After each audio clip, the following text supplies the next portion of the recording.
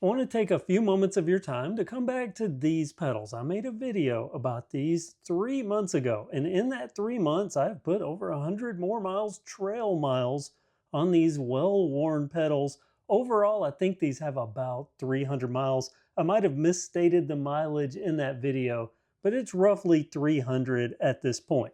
And in the video about these, talked about that. I don't know how well you can see it on camera, but there's some lateral play on this pedal, side to side play, that, well, wasn't there new, and it's not even on the left pedal. These are Crankbrothers Stamp 1. Now, I paid around 60 bucks for these, give or take probably $5. I use a lot of budget pedals. These are Fuker's race face knockoffs, some people call them.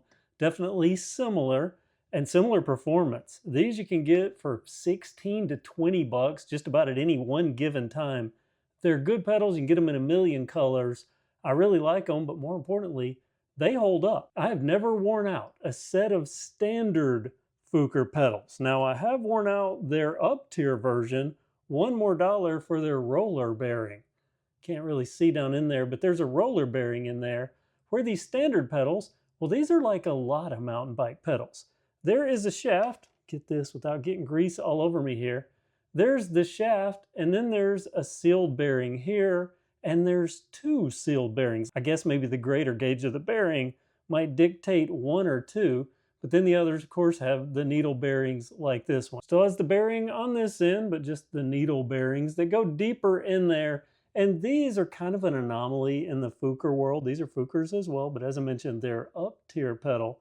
And I think the up-tier, the needle bearing, I'm not so sure that's a good idea on mountain bike pedals because of the stresses and the way they happen on mountain bikes, because I've had plenty of other people tell me that their needle bearing version of the Fukers wore out fast too, but their standard Fukers, they've went back to them just like I have, and they're holding up great. And I say all of that to say when I can spend under $20 pretty much at most given points, or just wait a couple of weeks for a sale on something like this, when I spend $60 or more for a pedal, I expect premium performance. If you're paying 3 times as much, you should be getting 3 times the performance. At least that's my opinion. But there is a twist on this. These pedals, you pretty much use them until they're broken, worn out, stolen, whatever happens to them, and then you buy new ones. You're spending 20 bucks, less than 20 bucks if you catch them on sale. These actually come in mini pedals that are of the higher calibers. The calibers you'll see in bike shops. I doubt you'll ever see a Fuker in a bike shop, but you will see these Crankbrothers Stamp 1 pedals, and you'll even see race face nicer pedals. I had a bike recently that I showed not long after I made the video on this one, and it had race face Atlas pedals on it. I made a video about those, joking that they had play too on that bike. Now, I will fairly note, standard viewers didn't get this part, but I did share it with channel members. I made a short where the guy that owned that bike with those expensive race face Atlas pedals did tell me that in all fairness, he had had those pedals for years and they had rotated around on different bikes. So I'll give that race face Atlas some benefit of the doubt, where these, in my experience, didn't take very long before they started developing the play. However, as I mentioned, they haven't really developed any more play. But viewers pointed out that these are rebuildable, unlike these. So I looked into it, and there's something interesting about this. The rebuild kit, about 30 bucks. Are you gonna spend 30 to get a rebuild kit? I don't know. But while I was researching that rebuild kit, I did find out something else about these pedals. Now I'm gonna take this pedal off. I'm gonna show you something. Gloves on for this part because it's gonna get messy. And did you know that not all pedals you have to have a pedal wrench for, or an open-end wrench? Sometimes you can just use a hex wrench. Typically, the more expensive the pedal, the more likely that is to happen. Let me get this removed. And there is our pedal.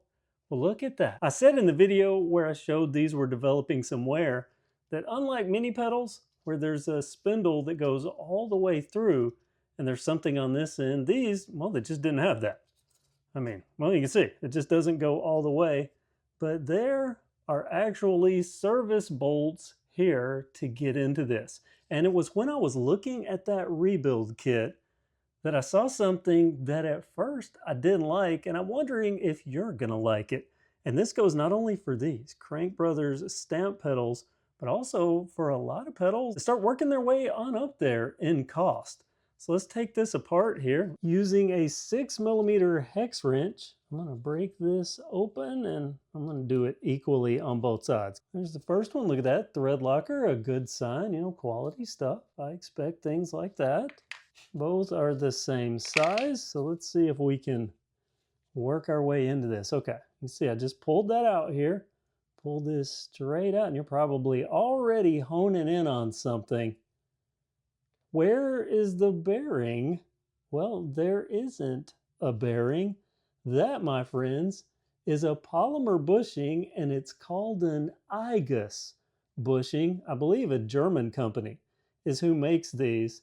And when I first found out about that, when I was looking up that rebuild kit, and I saw, wait a minute, where are the sealed bearings to rebuild this thing? And you can see there's actually one bearing. I don't know how well you can see it. There appears to be one bearing down here in the end. You can kind of see it. I don't know if that's a bearing or a bushing, but there's definitely something metal down in here at this end. And apparently this sleeves into it. You'll notice that there's not any big bearings or bearing back here at the back. There's just this plastic or polymer IGUS bushing. And it's this bushing that wears. But this is designed to wear. It's designed to be rebuildable, which is both cool and kind of sucks.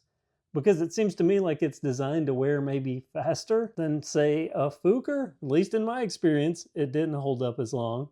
But it is very simple, and I was reading, and apparently these bushings, typically, they will last 40% longer than an oil-impregnated metal bushing. So there might be something to be said for this IGUS stuff. And look at that. I'm rubbing off some of the factory lubricant that's on here. Not a lot of it, but enough to get it done. And look at this. We've got kind of a double wing here, an X-wing fighter. That's pretty cool. I guess they just thread, or yeah, there's metal inserts. Even these little screws go into metal inserts. Yeah, you can actually see. Here's the pins that probably hold those in. Little metal inserts. A lot of expensive pedals, as I've mentioned, use this IGUS stuff, and I think it's kind of a ongoing popular thing now to have IGUS in something. But I just thought I would take it out and share it with you. What do you think? Did you know that this is a thing? And that the more dollars you spend on a pedal, the higher the odds that you're going to get something like this. Who knew? And now I know. Now the question is, am I going to buy the rebuild kit? Which will be kind of cool. I mean, I can make a video about it. Rebuilding this and seeing how much longer it lasts. I did tell you, this has been 100 more miles, over 100 more miles, and this hasn't developed any more play than it had. And I've been checking pedals religiously for play out at the trail. Anytime anybody goes, check out my bike, one of the first things I do is reach down, start moving on the pedals, and the more expensive the pedal, they always have play in them. At least that's been my testing so far. What do you think? Comment below. IGUS. Let me know your opinions.